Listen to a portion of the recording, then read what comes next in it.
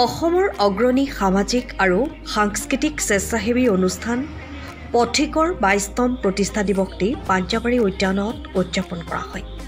অসমৰ ভিন্ন প্ৰান্তৰ পৰা অহা প্ৰতিনিধিসকলৰ কবিতা আৰু গীতৰ অনুষ্ঠানেৰে অধিক মনোমোহা কৰি তোলে অনুষ্ঠানটি। দীঘলীয়া ২২টা বছৰ ভিন্ন সংগ্ৰামৰ মাজেদি পাৰ কৰা পথিকে বৰ্তমানলৈকে ১৩টা প্ৰকল্পৰ যোগেদি সমাজৰ দুখীয়া দৰিদ্ৰ আৰু আৰ্তজনৰ বাবে নিস্বাৰ্থভাৱে সেৱা আগবঢ়াই আহিছে। শ্ৰীময়ী, জলস্পন্দন, নিজা, মুক্তিপথ, হেঁপাহ আদি প্ৰকল্পৰ যোগেদি ৰাইজৰ মৰম বুটলিবলৈ আৰম্ভ কৰিছে পথিক নামৰ এই সামাজিক আৰু সাংস্কৃতিক অনুষ্ঠানটিয়ে।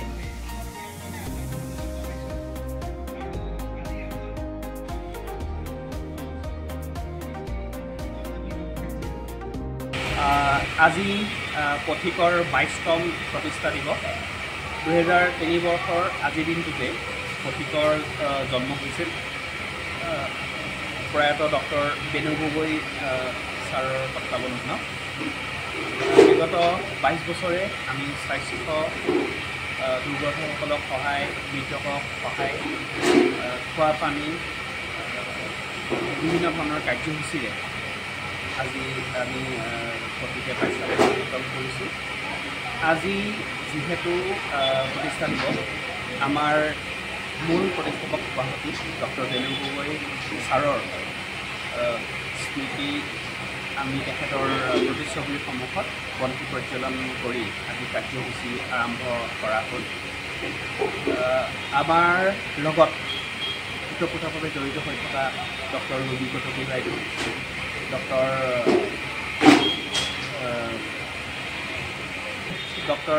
পৰশজ্যোতি বৰা সহিতে বহুতো লোক পথিকৰ লগত জড়িত হৈ থকা বহু জ্যেষ্ঠ লোক আমাৰ লগত উপস্থিত আছিল। আজি পথিকে অকণমান ব্যক্তিগত ধৰণে প্ৰতিষ্ঠা দিৱসটো পালন কৰিলে। কবিতা গীতৰ সমাহাৰেৰে আজি অনুষ্ঠানটো হ'ল। আৰু আমাৰ আজিৰ অনুষ্ঠানতে নতুনকৈ আৰু এটা প্ৰকল্প, খাদ্য বিতৰণৰ এটা প্ৰকল্প আজি মুকলি কৰা হৈছে। আমাৰ এই কাৰ্যসূচীত জড়িত বহুত নতুন সদস্য আজি জড়িত হ'ল। গতিকে পথিকৰ এই ২২টা বছৰৰ যি পৰিক্ৰমা, এনেকৈয়ে আপোনালোকৰ সহায় সহযোগ, জ্যেষ্ঠসকলৰ সহায় সহযোগত এই ২২টা বছৰে অতিক্ৰম কৰি আহিছে। অনাগত দিনতো এনেকৈ আমি কাম কৰি যাম বুলি সংকল্পবদ্ধ কৰি, আৰু এই যে আমাৰ সহযোগিতা কৰা হাতবোৰ আমি এনেকৈ অনাগত দিনটো পাই থাকিম বুলি আশা কৰিছোঁ।